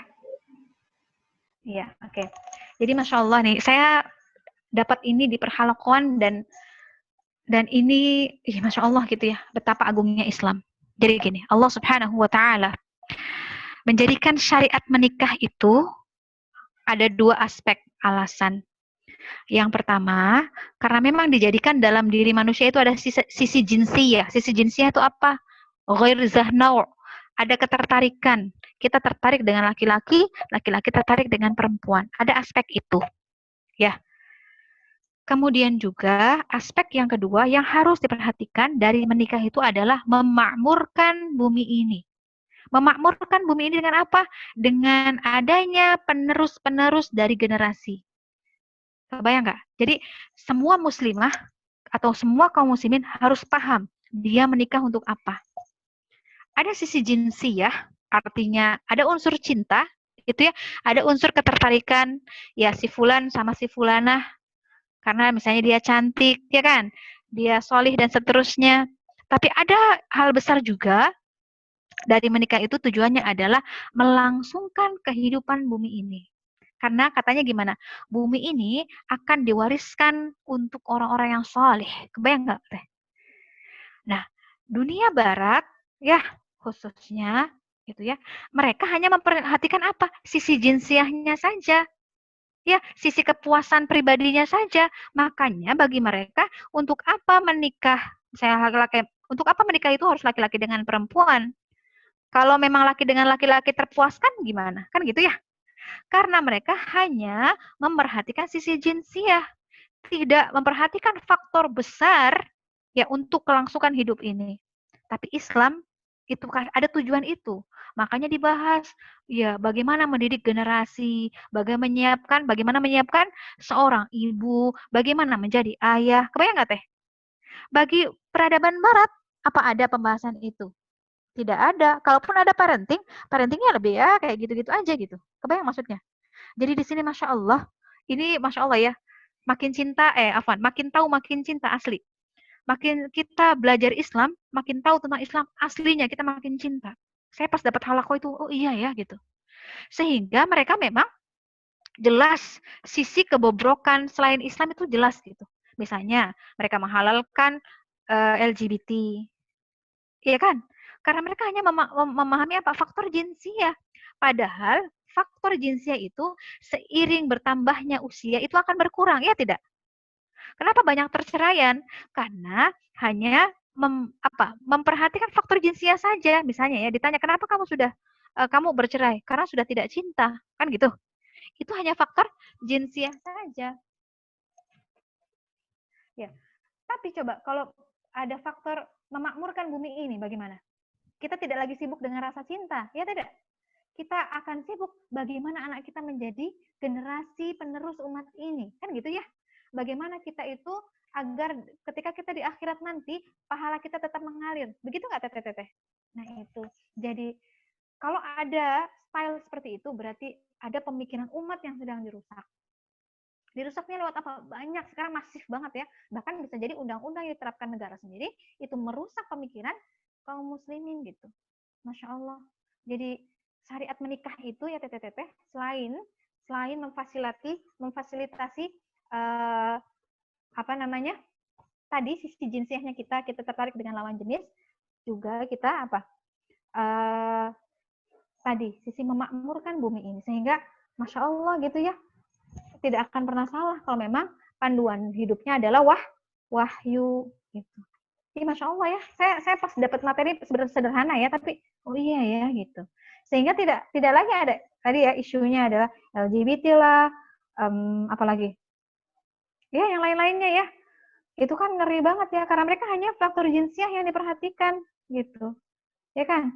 Padahal kan ada maslahat lain yang harus diperhatikan dari menikah ini. Makanya Masya Allah ya, ini cerita sahabat Jabir ibn Abdullah radhiyallahu alaihi. Gak apa-apa ya kita agak masuk-masuk ke mana-mana. Jadi Jabir ibn Abdullah itu di perang Uhud, dia tidak ikut berperang. Kenapa? Karena ayahnya ikut berperang. Ayahnya mengamanahkan kepada Jabir ibn Abdullah. Ini apa saya goyang-goyang ya sambil ini tadi. Jabir bin Abdullah tidak ikut perang Uhud. Diamanahkan oleh ayahnya itu untuk menjaga adik-adiknya. Jadi Jabir ini punya adik banyak perempuan-perempuan. Gitu ya. Kemudian di perang Uhud itu kan ayahnya syahid, ya kan? Dan kita kenal di perang Uhud itu kaum muslimin mendapatkan kekalahan ya karena ketidaktaatannya kepada Allah kepada Rasulullah SAW. Kemudian setelah perang Uhud itu terjadi peristiwa apa ya? Yang Rasulullah SAW itu memerintahkan semua orang-orang yang perang Uhud untuk pergi ke bukit apa saya lupa ya, untuk menandakan bahwa kita tidak kalah gitu. Nah, Jabir bin Abdullah ini ternyata sepeninggal ayahnya dia menikah. Kemudian menikahinya seorang janda. Kemudian kata Rasulullah SAW, afala tatazawwajul bikr gitu. Kenapa kamu tidak menikahi seorang yang gadis gitu ya? Tula'ibuka wa tula'ibuh ya. Wa yula'ibuha gitu ya. Kamu bisa bermain apa sih bahasanya, mungkin kalau gadis tuh ya manja lah apa, kan tidak pernah kenal dunia pernikahan ya. Tahu nggak jawaban Jabir itu apa? Dia Rasulullah, saya punya adik yang masih kecil-kecil, perempuan-perempuan yang mereka butuh dididik. Dia bilang kayak gini ke adik-adiknya, saya tidak akan menikahi seorang perempuan seperti kalian-kalian ini, maksudnya masih kecil gitu ya, yang gadis-gadis kayak kalian ini. Karena siapa yang akan yang mengajarkan kalian tentang adab, yang akan mengajarkan kalian tentang din ini? Kebayang nggak maksudnya? Jadi kebayang tujuannya Jabir menikah itu karena apa? Dia ingin ada seorang perempuan yang juga tentunya secara jinsiah, faktor jinsiahnya kan ya bisa Jabir cintai, tapi kan sebenarnya ada kata Rasulullah, kenapa tidak nikahin gadis kan ya? Kan gitu. Karena tapi tujuan utamanya apa? Dia mencari seorang perempuan yang bisa mendidik adik-adiknya ini. Keren nggak? Keren nggak sih? Gitu ya. Jadi ketika keimanan, itu dia akhirnya lebih memilih maslahat yang besar gitu ya. Secara jinsiah, faktor jinsiah jelas tersalurkan tidak, akhwat? Iyalah, laki-laki ke perempuan kan. Walaupun dia tidak dapat gadis. Tapi ada faktor yang lebih penting di mata Jabir, yaitu mendidik adik-adiknya dengan didikan keimanan, adab yang sesuai dengan syariat Islam, sehingga dia pilih seorang perempuan yang memang sudah matang. Masya Allah. Dan nantinya ya akan keberkahan-keberkahan, cerita keberkahan-keberkahan ini dari pernikahannya Jabir dengan si perempuan ini. Ya, jadi intinya Masya Allah ya, semua punya kebaikan, tapi tadi ya, ketika dorongannya adalah iman, seseorang itu menikah karena iman gitu. Jadi ya udahlah, cinta di nomor sekian gitu ya. Karena kan kalau faktornya cuma satu-satunya jinsi ya, ya dia akan luntur dengan seiringnya waktu. Tapi kalau faktornya ada sesuatu yang kuat, kayak tadi, Jabir, kenapa memilih seorang janda? Karena agar mendidik adiknya dengan adab akidah yang sesuai dengan yang Allah dan Rasulnya inginkan. Masya Allah. Begitu nggak para akhwat? Nah jadi, apa tadi, style free child itu mungkin tidak ada kalau secara pemikiran kaum muslimin itu betul. Keimanannya kokoh kepada Allah Subhanahu wa taala. Keyakinan terhadap syariah ini kokoh. Dia tidak akan pernah ikut tadi ya style-style yang seperti itu. Karena tujuan dari menikah ini selain memang kita menyalurkan sisi jinsiah kita, tapi ada maslahat yang paling besar yaitu meneruskan kehidupan bumi ini. Coba kalau nggak punya anak semua. Ya misalnya ya, naudzubillahi min dzalik, jangan sampai kita ketemu masa itu. Gay, misalnya perempuan dengan perempuan, laki-laki dengan laki-laki, semua menikah tidak ingin punya anak. Karena semuanya ingin terus bersenang-senang, karena anak itu hanya dianggap menjadi beban. Kira-kira ketika kita mati, wafat, siapa yang akan meneruskan kehidupan di bumi ini? Tapi Islam tidak begitu. Ya, Islam memandang bumi ini harus tetap dimakmurkan sampai nanti akhirnya Allah perintahkan malaikatnya untuk meniupkan trompet kiamatnya, kan gitu ya. Tapi selagi bumi ini diizinkan masih ada, maka makmurkanlah dengan cara yang baik. Dengan apa yang sudah Allah syariatkan. Maka Masya Allah ya, kita teh dikenalkan dengan Islam, ya alhamdulillah gitu. Aslinya memang saya bilang, waktu saya masih kuliah, dan saya suka ngisi gitu ya, kajian anak-anak muda, emang makin tahu, makin cinta memang kita dengan Islam. Begitu nggak para akhwat? Ya, kenapa kita tidak cinta dengan Islam kita? Kenapa banyak orang-orang yang dengan tidak pede dengan Islamnya? Karena dia tidak tahu bagaimana syariat ini. Tapi aslinya ya, pas saya dapat materi itu di halaqah, semakin jatuh cinta dengan Islam. Itu saja mungkin teh, saya kembalikan kepada TTMC, Mangga. Siap, atur nuhun Ustazah atas jawabannya. Nah, karena waktunya pun sebentar lagi akan menjelang sholat zuhur, mungkin jawabannya hanya satu, Ustazah, yang bisa dijawab secara live. Yang pertanyaan yang sudah masuk lewat kolom chat, insya Allah mungkin akan dijawab di grup WA yang sudah dimasuki oleh teman-teman peserta semuanya. Nah, barangkali kajiannya untuk hari ini dicukupkan sekian. Terima kasih untuk akhwat semua yang sudah hadir. Terima kasih juga jazakillahu khairan khusus untuk Ustazah yang sudah memberikan materi pada hari ini. Yang mudah-mudahan menjadi semangat kita untuk menjadi pribadi yang lebih soleh lagi, lebih semangat untuk menuntut ilmu supaya bisa menyiapkan apa tadi kalau dibilang Ustazah, usaha kita untuk menghadirkan sebab-sebabnya kita layak mendapatkan kesolehan gitu ya. Nah, tapi sebelum itu teman-teman, saya mau menginformasikan buat teman-teman yang hadir pada hari ini bisa mengupdate status tentang kajian ini atau tentang review materi yang sudah ditulis oleh teman-teman semua di story Instagram, dan jangan lupa untuk di mention akun kita @pemuda_istiqomah pakai A ya, istiqomah, bukan istiqomah pakai A. Jadi supaya kita bisa lihat review teman-teman dan kita bisa nilai review terbaik dan mendapatkan door prize gitu. Kemudian insya Allah dari kita juga ada nih kebetulan info tentang buku yang judulnya kebetulan sama dengan kajian hari ini. Buku berjudul Ibunda Para Ulama. Nah, buat teman-teman yang berminat dengan bukunya, teman-teman bisa menghubungi Teh Zia yang sekalian menjadi kontak person di kegiatan ini ya. Nah, jadi ada 5 pieces buku yang tersedia untuk buku Ibunda Para Ulama ini, tapi di luar 5 pieces ini teman-teman masih bisa PO gitu. Jadi sistemnya kalau nggak dapat 5 pieces yang tersedia, teman-teman bisa PO. Nah, selain di story IG juga teman-teman bisa review materi hari ini bisa dimasukkan ke feed ya. Tapi jangan lupa untuk di mention kitanya Instagram @pemuda_istiqomah. Jazakillahu khairan kepada akhwat semua yang sudah hadir pada hari ini.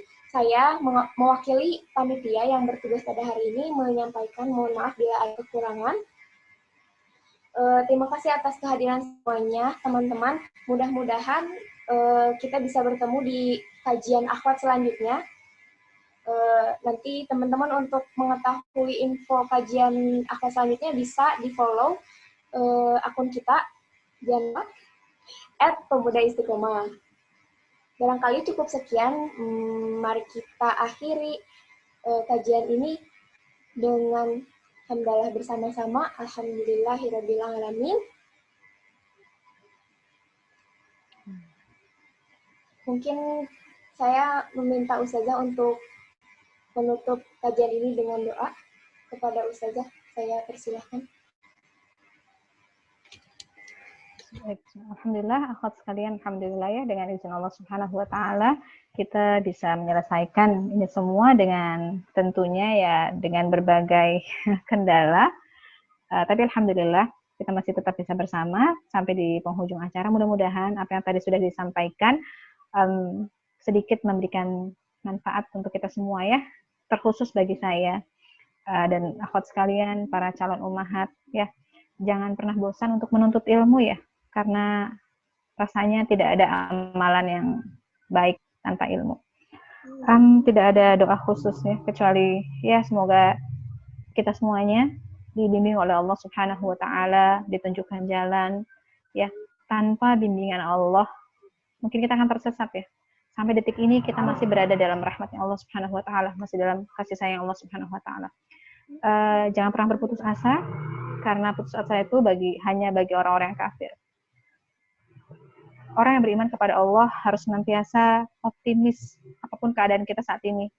Sulitkah, mudahkah, apapun itu, kesemuanya hanya ujian oleh Allah Subhanahu wa taala yang meminta kita untuk selalu sabar dan terus bersyukur atas apa-apa yang sudah Allah karuniakan kepada kita.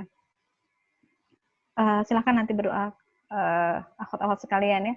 Kita hanya tutup saja pada kesempatan kali ini dengan doa kafaratul majlis ya, yang menjadi kafarah bagi kesalahan-kesalahan kita selama majlis ini berlangsung. Dan ini adalah doa yang istimewa tentunya, karena ini adalah doa yang diajarkan oleh Rasulullah SAW. Jadi mari sama-sama kita tutup dengan doa kafaratul majlis. Subhanakallahumma bihamdika asyhadu an la ilaha illa anta astaghfiruka wa atubu ilaik. Kurang dan lebihnya saya pribadi memohon maaf ya atas sedikitnya ilmu saya atau tidak terstruktur penyampaiannya gitu ya. Mudah-mudahan akhwat sekalian memaafkan dan mudah-mudahan Allah mengampuni. Akhir da'wana alhamdulillahirabbil alamin. Assalamualaikum warahmatullahi wabarakatuh. Waalaikumsalam warahmatullahi wabarakatuh. Ya. Barangkali cukup sekian kajian hari ini. Terima kasih untuk teman-teman semua yang sudah meluangkan waktunya. Nah, sebelum akan masuk waktu duhur, kayaknya ada waktu 10 menit lebih 10 menitan lah ya. Kalau boleh teman-teman yang hadir di sini untuk menyalakan video sekejap untuk kita screenshot untuk foto bersama gitu. Jadi teman-teman yang memungkinkan untuk dibuka videonya, mohon untuk dibuka videonya. Siap. Untuk arahan fotonya kepada Teteh admin, ayo. Oke, siap. Aba-abanya. Siap-siap ya, Teh. 1, 2. Ya.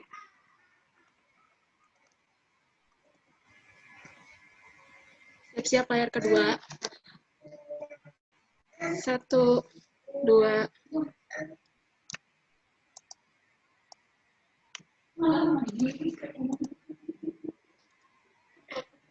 Oke, sudah. Terima kasih, Tete.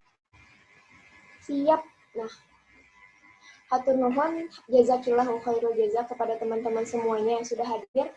Mudah-mudahan Allah mudahkan untuk kita hadir kembali di kajian selanjutnya. Jangan lupa untuk pantengin IG kita, pemuda istiqomah. Hatur nuhun. Saya Ganina Anindita sebagai MC undur diri. Wassalamualaikum warahmatullahi wabarakatuh. الله لا إله إلا هو الحي القيوم لا تأخذ